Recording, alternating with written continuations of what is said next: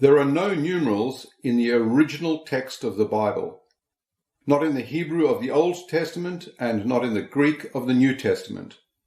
And there is a good reason for this. Numerals, figures for numbers such as 1, 2, 3, etc., only came into being about 400 years after Jesus was on earth. Wherever you find a number mentioned in the original text of the Bible, it is spelled out. So the Hebrew ancients and the Greeks used their alphabets, and the letters of the alphabet were each allocated a numeric value. The Romans used letters out of the Latin alphabet to indicate numbers, but only 7 of those letters were used. In Hebrew and Greek, every letter of the alphabet has a numeric value.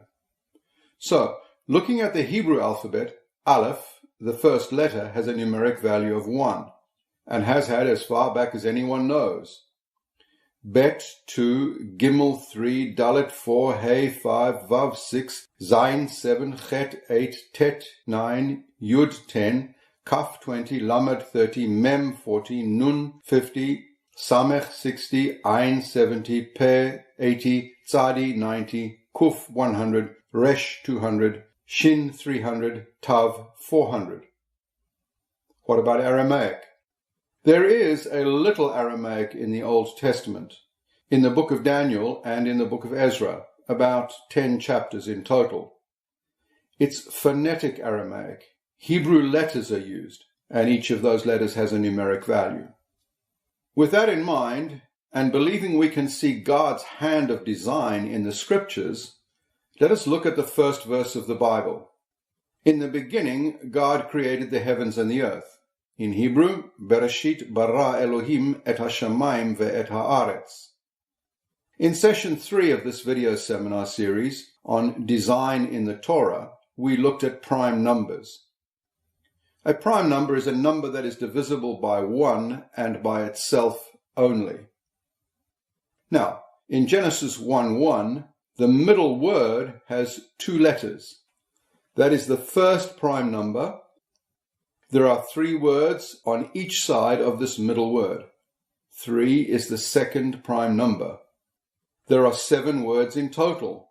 That is a prime number. There are 5 letters in the third word to the right of the middle word, and 5 letters in the fifth word to the left of the middle word. 5 is a prime number. Add the 2 letters of the middle word to the 5 letters of the word on the right, and we get 7. Add the 2 letters of the middle word to the 5 letters of the word on the left, and we get 7. 7 is a prime number. There are 3 letters in the second word and 3 letters in the sixth word. 3 is a prime number. Now let us work out the numeric value of each word. Bereshit, Bet 2, Resh 200, Aleph 1, Shin 300, Yud 10, Tav 400, total 913. Bara, Bet 2, Resh 200, Aleph 1, total 203. Elohim, Aleph 1, Lamed 30, Hey 5, Yud 10, Mem 40, total 86. Et, Aleph 1, Tav 400, total 401. Hashamayim, Hey 5, Shin 300, Mem 40, Yud 10, Mem 40, total 395. Ve'et, Vav 6, Aleph 1, Tav 400, total 407. Haaretz, Hey 5, Aleph 1, Resh 200, Tzadi 90, total 296. The total value of all the letters in all these words is 2,701. And that breaks down to 37 times 73. 37 is a prime number, and 73 is a prime number. Do you see how the numbers reflect each other? That seems to be by design, doesn't it? Note how it matches in with the middle 5 of the 7 words. 3 and 3 letters. 7 and 7 letters. 7 and 7 letters. 3 and 3 letters. That's clever. 37 is the 12th prime number, and 73 is the 21st prime number. Note how these two numbers reflect each other. 1, 2, 2, 1. Let us make a number by combining the figures of 37 and 73. 3, 7, 7, 3.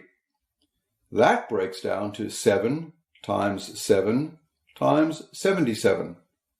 I don't think that any of this is by accident. Now let us work out the value of word 1 and word 3, Bereshit and Elohim. 913 plus 86 equals 999. That's an interesting number. What about the three leading words in the sentence, the words for God, the heavens, and the earth? Elohim, Hashamayim, and Haaretz. The third, the fifth, and the seventh word. Add the value of these three words, it comes to 777. And words 3, 5, and 6, Elohim, Hashamayim, and Ve'et. 86 plus 395 plus 407. 888. One set of words adds up to 777. Another set adds up to 888. And two different sets add up to 999. What genius created a meaningful, significant sentence, a theological truth like this, and designed it with such amazing numeric features?